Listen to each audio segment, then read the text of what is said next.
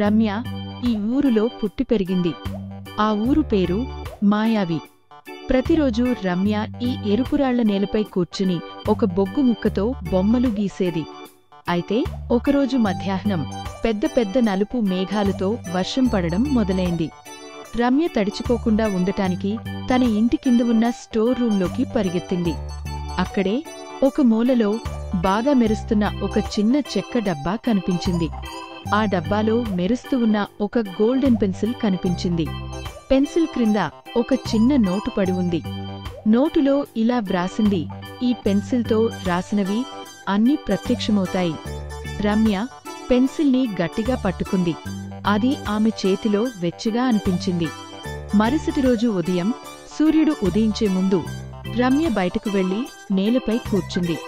ఆ గోల్డెన్ పెన్సిల్తో మామిడి పండు బొమ్మను గీసింది. పెన్సిల్ని ఎత్తగానే నేలపై నిజంగా ఒక మామిడి పండు ప్రత్యక్షమైంది. ఆ మామిడి పండు బంగారు రంగులో మెరుస్తూ చాలా అందంగా ఉంది. రమ్య చాలా ఆశ్చర్యానికి గురైంది. మళ్ళీ ఆమె చిన్న పక్షి గీసింది. ఆ పక్షి ప్రాణం పొందటంతో రెక్కలు విప్పి స్వేచ్ఛగా పాడుతూ ఎగిరిపోయింది. రమ్యకు ఆ పెన్సిల్ మ్యాజిక్స్ ని చేయగలదు అని అర్థమైంది. రమ్య అమ్మమ్మ ఎక్కువ గంటలు పనిచేయడం వల్ల అలసిపోతుంది. ఆమె కోసం ఒక చెక్క మంచాన్ని గీసింది. ఆ మంచం అమ్మమ్మ కళ్ల ముందు కనిపించింది. అమ్మమ్మ చాలా సంతోషించింది. తరువాత తన తమ్ముడు కోసం వేప చెట్టు కింద ఉయ్యాల గీసింది. ఆమె గీయడం పూర్తి చేయగానే తమ్ముడు పరిగెత్తుకుంటూ వెళ్లి దానిపై ఆగుతూ నవ్వాడు. చివరగా రమ్య కథల పుస్తకాలతో నిండిన కొత్త స్కూల్ బ్యాగ్ను గీసింది. రమ్య మ్యాజిక్ పెన్సిల్ గురించి గ్రామస్తులు మాట్లాడుకోవడం మొదలుపెట్టారు. నాయుడు అనే ఒక దురాశ కలిగినవాడు ఆ మ్యాజిక్ పెన్సిల్ గురించి విన్నాడు. ఒక రాత్రి మ్యాజిక్ పెన్సిల్ని దొంగతనం చేసి దానితో బంగారు నాణాలు గీయడానికి ప్రయత్నించాడు. కాని అతను గీసిన ఏదీ ప్రాణం పోసుకోలేదు. నాణేలు మాయమయ్యాయి. మరియు అతను గీయడం పూర్తి చేసిన వెంటనే రాజభవనం అదృశ్యమైంది. అతను మళ్లీ ప్రయత్నించాడు. కాని ప్రతిసారీ డ్రాయింగ్లు మాయమయ్యాయి. అతను కోపంగా మరియు గందరగోళంగా ఉన్నాడు. ఉదయం లేచి రమ్య పెన్సిల్ కోసం చూసింది.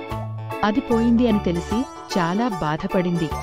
ఆమె ఏడుస్తుండగా ఒక చిన్న సీతాకోక చిలుక తన చేతిమీదిపై దిగింది. ఆమె రమ్యతో ఇలా అంది, నీ ప్రతిభను మంచికోసం ఉపయోగించు, అది తిరిగి మెరుస్తుంది.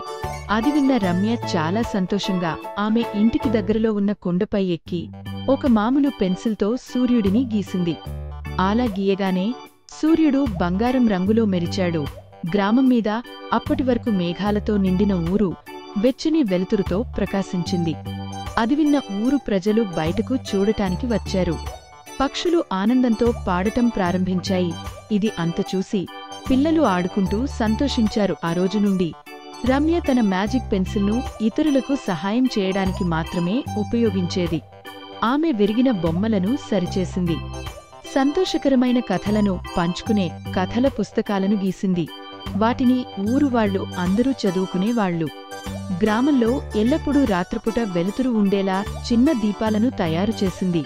అవి కరెంటు పోయినప్పుడు ఊరులో ఎంతగానో ఉపయోగపడ్డాయి.